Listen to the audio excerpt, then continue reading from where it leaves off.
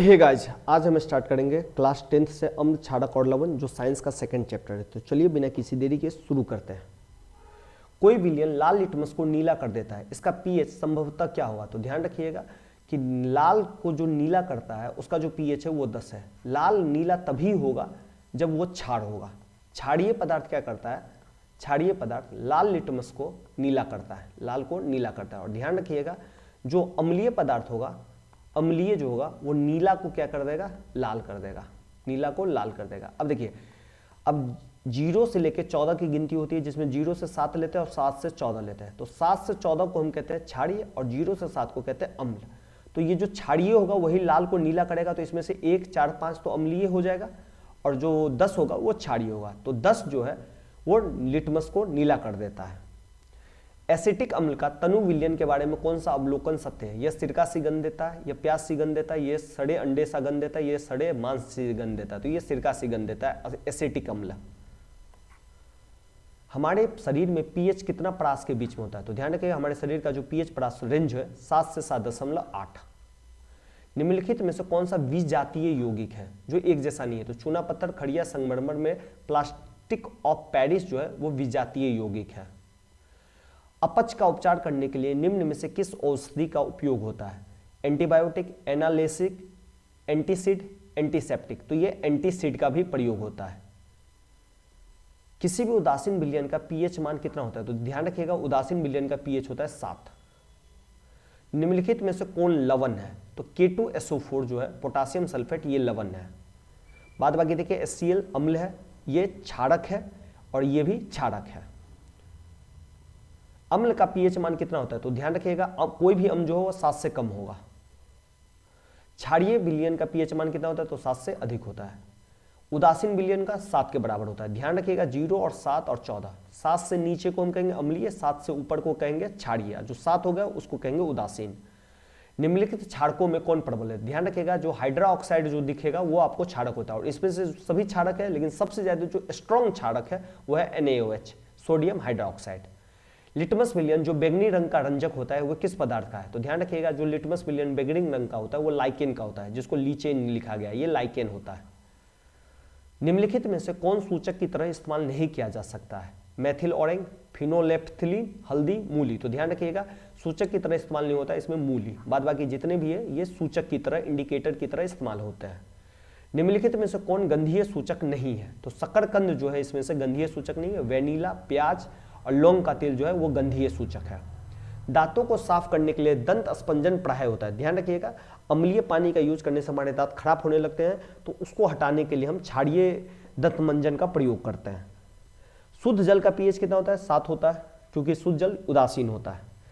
जब CO2 gas को पानी में घोला जाता है तो विलयन का पीएच मान कितना होता है? तो देखिए जब CO2 को पानी में घोला जाता है तब विलयन जो है ना क्षारीय बन जाता है, तो इसका जो क्षारीय मान होगा वो 7 से अधिक होगा। निम्न में से कौन से धातु ठंडे जल से अभिक्रिया करके धातु के हाइड्रो ऑक्साइड बनाते हैं? तो ध्यान रखिएगा सोडियम और पोटासियम। निम्नलिखित में से कौन सा बुझा हुआ चूना है? तो कैल्शियम हाइड्रोक्साइड को बुझा हुआ चूना कहते हैं। लवण Na2CO3 सोडियम कार्बोनेट का जलीय विलयन का पीएच मान कितना होता है? तो ये क्षारीय होता है और ये 7 से अधिक होता है। एसिटिक अम्ल का IUPAC नाम क्या है? तो इसको हम एसिटिक अम्ल को इथेनोइक अम्ल भी कहते हैं। निम्नलिखित में से कौन सा आयन लाल लिटमस को नीला कर देता है?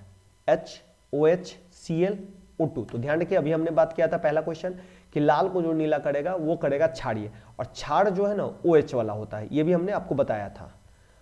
तो ये जो है हाइड्रोक्साइड। ध्यान रखिएगा अम्लीय जो है ना वो H आयन देगा और क्षारीय जो है हमेशा OH आयन देगा। कोई विलयन नीला लिटमस पत्र को नीला कर देता है, इसका पीएच संभवतः क्या है? ये थोड़ा सा गलत हो गया, नीला लिटमस को लाल कर देता है, तो ये जो होगा इसका पीएच, ये नीला को लाल कौन करता है? तो अम्लीय, अम्ल का पीएच होगा 5। अम्ल जो 7 से कम, तो 7 से कम ऑप्शन में 5। ऑक्जेलिक अम्ल का प्राकृतिक स्रोत निम्न में से कौन है? तो ऑक्जेलिक अम्ल जो है टमाटर में पाया जाता है। प्लास्टर ऑफ पेरिस का रासायनिक सूत्र क्या है? तो प्लास्टर ऑफ पेरिस का रासायनिक सूत्र होता है CaSO4 × ½ H2O।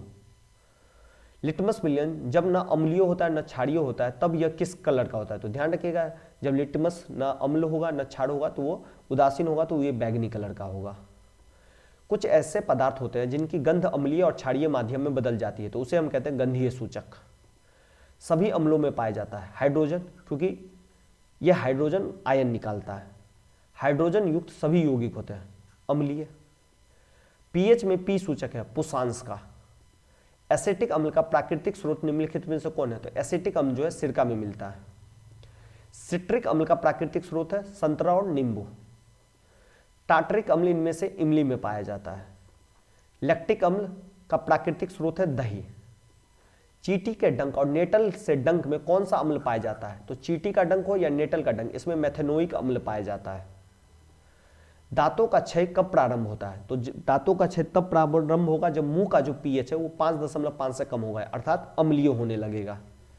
हमारे पेट में कौन सा अम्ल उत्पन्न होता है? तो हाइड्रोक्लोरिक अम्ल हमारे पेट में उत्पन्न होता है, जिसे HCl भी कहते हैं। हाइड्रोक्लोरिक अम्ल या सोडियम हाइड्रोक्साइड के विलयन की अभिक्रिया से उत्पन्न लवण को क्या कहते हैं? तो ध्यान रखिएगा HCl प्लस सोडियम हाइड्रोक्साइड से जो हमें विलयन जो प्राप्त होगा उसको हम कहेंगे सोडियम क्लोराइड, और प्लस हमें मिलेगा जल। तो ये भी ध्यान रखिएगा। तो सोडियम क्लोराइड, इसको ही साधारण नमक भी कहा जाता है। धोने के सोडा का रासायनिक सूत्र है Na2CO3 × 10H2O। बेकिंग सोडा का रासायनिक नाम है सोडियम हाइड्रोजन कार्बोनेट। यह है बेकिंग सोडा NaHCO3। जल की अस्थायी कठोरता हटाने के लिए किसका उपयोग किया जाता है? तो धोने के सोडा का। सोडा अम्ल अग्निशामक में किसका उपयोग किया जाता है? तो यह किया जाता है सोडियम हाइड्रोजन कार्बोनेट का। जिप्सम का रासायनिक सूत्र क्या है? CaSO4 × 2H2O। बेकिंग पाउडर का अनुसूत्र क्या है? NaHCO3। नीला थोथा का रासायनिक सूत्र क्या है? तो यह होता है CuSO4 × 5H2O। जठर रस का पीएच मान क्या होता है? तो ध्यान रखिएगा जठर रस जो है अम्ल निकालता है, HCl निकालता है, और HCl हमेशा 7 से कम होगा।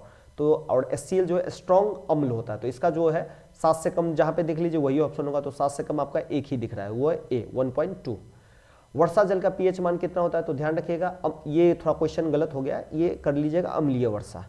अम्लीय वर्षा जो होती है वो आपको 7 से कम ही होगी। तो यहाँ पे दिया 5.6 से कम, तो ये सही है, 5.6 से कम ही है। अम्लीय वर्षा तभी होगी जब वर्षा का मान 5.6 pH से कम आ जाए। रक्त का पीएच मान कितना होता है? तो 7.4 होता है। जब कोई धातु अम्ल से अभिक्रिया करती है तो कौन सी गैस निकलती है? तो ध्यान रखिएगा जब कोई धातु अम्ल से अभिक्रिया करेगी तो हाइड्रोजन गैस निकलेगा। कौन सी गैस चूने के पानी से प्रवाहित करने पर उसका रंग दूधिया हो जाता है? तो कार्बन डाइऑक्साइड। धातु के ऑक्साइड होते हैं अम्लीय, क्षारीय, क्षारीय कोई नहीं, तो क्षारीय होते हैं। धातु के ऑक्साइड होते हैं अम्लीय। तो आज के लिए इतना ही रखते हैं। अगर सेशन अच्छा लगे तो लाइक और शेयर जरूर करें। धन्यवाद।